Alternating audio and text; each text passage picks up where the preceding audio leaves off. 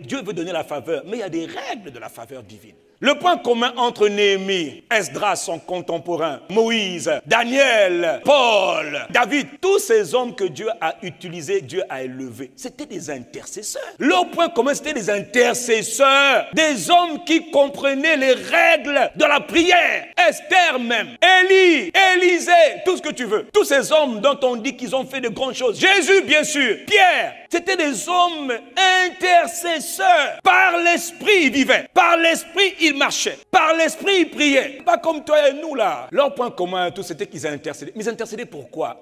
Ils intercédaient avec amour pour les intérêts de Dieu, pour la famille de Dieu, pour leur nation. Parce qu'ils savaient que Dieu aimait leur nation. Et ils priaient avec amour, un amour infatigable. Par exemple, il a dit pour l'amour de Sion, pour l'amour du Congo, pour l'amour du Rwanda, pour l'amour de la Côte d'Ivoire, pour l'amour du Cameroun, pour l'amour du Gabon, je ne me tairai pas. Parce que chaque territoire a ses réalités, chaque territoire a ses entités. Donc il faut engager la prière par territoire par territoire. Il y a un désespoir profond partout. Il y a une cruauté que quand tu regardes, tu dis mais vous êtes fous quoi? Oui, c'est une folie, elle est démoniaque, elle n'est pas naturelle. On ne peut la changer que dans l'intercession. Pas dans les plaintes, dans les discours qui servent à rien, j'en ai marre, ça ne changera rien.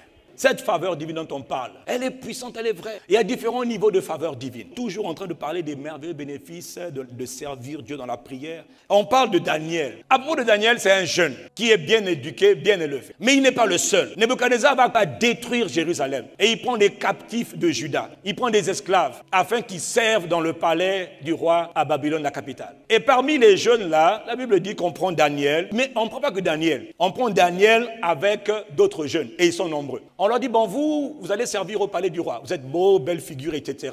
Et parmi les nombreux là, 4 sortent du lot. Il est écrit à leur sujet, voilà les jeunes qu'il nous faut dans cette génération. Des jeunes qui prennent des résolutions. Ils décident de ne pas se souiller. Ils décident de ne pas se souiller par la masturbation, souiller par l'impudicité, souiller par l'avortement, souiller par toutes sortes de péchés. Ils décident de ne pas se souiller. Tu te souilles pour l'argent. Daniel résolu de ne pas se souiller. Mais les gens se souillent pour un peu d'argent, tu couches. Tu vois, à cause de ton attitude que tu prends dans un monde aussi ténébreux, Dieu accorde une grâce. La Bible dit que Dieu fit trouver grâce. Dieu fit trouver à Daniel faveur et grâce. Donc il y a des grâces que Dieu t'accorde maintenant par les positions que tu prends dans ce monde. C'est Dieu qui donne grâce auprès de cet homme qui est leur responsable parce qu'ils ont pris une décision ferme. Mais tu vois plus tard que c'était des hommes de prière. Donc ils n'ont pas fait ça par hasard. Ils craignaient Dieu. Et ils avaient été formés dans la prière, d'intercession, de supplication, de toutes sortes de prières. Ce n'est pas des gars qui sont allés comme ça. Non, c'était des gars spirituels. Mais des jeunes. Que les jeunes soient spirituels. Dieu accorda à Daniel la faveur. Et cette faveur-là a emmené Daniel à être distingué. Dis amen. Tu vois, non, la faveur de Dieu te distingue toujours. Que ceux de cette famille spirituelle qui refusent de se souiller dans ce monde des ténèbres, que la grâce de Dieu vous soit accordée dans le nom de Jésus-Christ. Il leur accorda de la connaissance, de l'intelligence, dans les lettres, les sciences, l'art, etc. Et puis Daniel expliquait toutes les visions et les songes du roi. Au verset 19, le roi s'est entretenu avec eux. Ceux qui avaient résolu de ne pas se souiller, c'est-à-dire la minorité, ceux-là, Dieu les a distingués. Dieu distingue toujours ceux qui prennent parti pour lui. Si tu n'es pas encore distingué, ça dit que tu es dans le feu de l'épreuve. Accepte. Mais quand tu traverseras le feu de l'épreuve, là, il va te distinguer. Il distingue toujours ceux qui prennent position pour lui. Mais il n'en trouva aucun comme Daniel, Anania, Michaël et Azaria. Le roi s'entretient avec ces jeunes gens. Il ne s'en trouva aucun. Dieu les avait distingués. Comment ont-ils été distingués? La grâce est venue sur eux et la grâce les a distingués. Verset 20. Sur tous les objets qui réclamaient de la sagesse, l'intelligence, sur lesquels les rois les interrogeaient, le roi les trouvait 10 fois supérieurs à tous les magiciens. Il dit, mais ceux-là, ils ont un esprit supérieur. C'était ceux qui étaient dans la lumière, les enfants de Dieu. Mais ce n'est pas tout. Là, ils ont été distingués. Donc cette grâce-là, c'est la grâce qui les a rendus compétents, qui les a rendus intelligents, qui les a rendus un peu exceptionnels. Maintenant, dans le livre de Daniel, chapitre 2, il y a un autre problème qui se pose dans le pays. Le roi Nebuchadnezzar a un problème. Ce n'est plus eux qui ont un problème, c'est le roi qui a un problème. Il fait 2 rêves et il ne s'en souvient pas. Il est tourmenté par le songe qu'il a fait. Il convoque tout l'ensemble des soi-disant hommes, hommes spirituels, les mages, magiciens, les enchanteurs, donc les sorciers. Il dit, j'ai un problème. En fait, ça veut dire le problème maintenant touche le pays, parce que c'est le roi du pays. Ah oui, hein, c'est pas ton père qui a un problème, c'est le roi qui a un problème. Or, le roi là gouverne sur tout le pays. Il dit, j'ai un problème. D'abord, rappelez-moi mon songe, parce que je ne m'en souviens pas. Quand je me lève le matin, mais le songe m'effraie. J'ai peur de ce songe. Moi, je suis un dieu, Nebuchadnezzar, mais là, ça me dépasse. Et là, donnez-moi le songe. Donnez-moi l'explication. Les magiciens disent au roi, roi, donne le songe. Et on va te donner une explication. Il dit, je ne me rappelle pas, et ça m'effraie. Donc vous, donnez-moi le songe. Donnez-moi l'explication. Le roi a un gros problème, et le roi ne trouve pas la solution. Et quand les gars disent, non, roi, jamais un roi n'a demandé ça aux enchanteurs. Non, nous, on ne peut pas là. Ce que tu demandes là, ça ne peut venir que des dieux. Justement, puisque vous êtes des serviteurs, soi-disant des dieux, demandez à vos dieux de donner l'explication, de donner aussi le songe.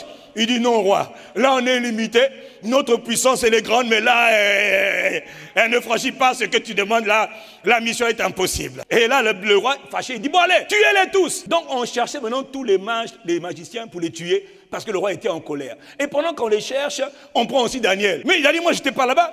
Il dit non mais tu es dans le lot là, on te tue. Il dit non, laisse-moi aller voir le roi. Et Daniel dit au roi, roi, laisse-moi quelques jours. Je suis un intercesseur, je veux contacter celui qui est à Sion. Si les autres ont échoué, il y en a un qui n'échoue jamais. Le Très-Haut, lui, gouverne sur tous les mortels. Laisse-moi aller le voir et je vais voir ce qu'il va dire. Il demande au roi de lui accorder du temps. S'il n'était pas sûr qu'il était un intercesseur, s'il n'était pas sûr qu'il avait déjà invoqué Dieu à d'autres occasions, comment veux-tu qu'il ait l'assurance de dire donne-moi du temps? Il dit ça au tout-puissant Nebuchadnezzar, le roi le plus puissant du monde. Il ose dire à Nebuchadnezzar donne-moi du temps. Ça veut dire quoi? Le gars là, on dirait qu'il connaît déjà son Dieu. Il est habitué à pratiquer l'intercession. Ce n'est pas la première fois que le gars est confronté à son Dieu. Daniel est un intercesseur. On l'a mis dans le palais de Nebuchadnezzar. Voilà pourquoi il avait refusé de se souiller. Les chrétiens peuvent se souiller, mais les chrétiens sacrificateurs ne se souillent pas. Les vrais intercesseurs, ceux de la présence de Dieu, ne se souillent pas comme tout le monde, jamais. Ils craignent Dieu, ils honorent Dieu, ils invoquent Dieu. Et ils ont confiance en Dieu, pas en l'homme. Que cette grâce te soit accordée dans le nom de Jésus. Daniel rentre chez lui, il va à la maison. Il en parle de cette affaire à Anania, Gaël et Azaria, ses compagnons. Il a dit, les gars, le roi a un problème. Il faut qu'on engage la prière d'intercession en faveur du roi, parce qu'on ne doit pas mourir et on ne doit pas tuer quelqu'un à cause de cette histoire. On doit résoudre le problème du roi. Donc là, maintenant, son intercession, ce n'est pas pour lui-même, c'est pour le roi. Il dit, personne ne doit mourir pour cette histoire. Ni nous, ni les autres. Les amis, Zacharia, Anania, Michaël, moi Daniel, engageons la prière. La babaroche au côté là-bas, ils ont commencé à prier. Oh Éternel, nous te supplions. Père, dans le dobara, bababa, shakata. Et la Bible dit, ils ont prié. Le secret du roi, le problème qui tourmentait le roi, fut révélé à Daniel dans une vision pendant la nuit. Daniel a dit, oh mon Dieu, mon roi, je te bénis. Daniel savait que Dieu exauce les prières des intercesseurs. Et lorsque Daniel reçoit la réponse, il va voir le roi Nebuchadnezzar. Bon, il dit, roi, ne tue personne, je vais t'expliquer ce qui se passe. Voilà, tu as fait un songe. Il explique. Le roi dit, oh, et tous les magiciens sont là, il dit, petit, comment toi tu vois clair comme ça là? Qui t'a révélé ça? Il dit, il y a un Dieu dans les cieux qui révèle les secrets. C'est pas moi, c'est Dieu. Ah non, le gars était fort. Et il commence à expliquer au roi. Il explique au roi, voilà le songe. 2, voilà l'explication. Après toi, voilà les empires qui vont se succéder. Après l'empire babylonien, ça va être l'empire des Médès et des Perses. Après les Médès et les Perses, ça va être l'empire des Grecs. Après l'empire des Grecs, ça va être l'empire des Romains. Dieu vient de lui montrer à Nebuchadnezzar la vision de ce qu'on appelle le temps des nations. Tout ce qui va venir sur la terre. Jusqu'au retour du Messie, Daniel a tout vu. Dieu a tout révélé à Daniel. Daniel, Daniel, un intercesseur. La Bible dit que le roi se prosterna, le tout-puissant Nebuchadnezzar. Il se prosterne sur sa face. Il dit, petit, je reconnais que votre Dieu, c'est le Dieu des dieux. Votre Jésus est vraiment Seigneur. Votre Jésus est vraiment tout-puissant. Votre Jésus est vraiment vivant. Il révèle le secret. Il révèle ce qui est caché. Non, on doit dire que ton Jésus est vivant. Mais ils doivent le dire, mais tu dois être un intercesseur.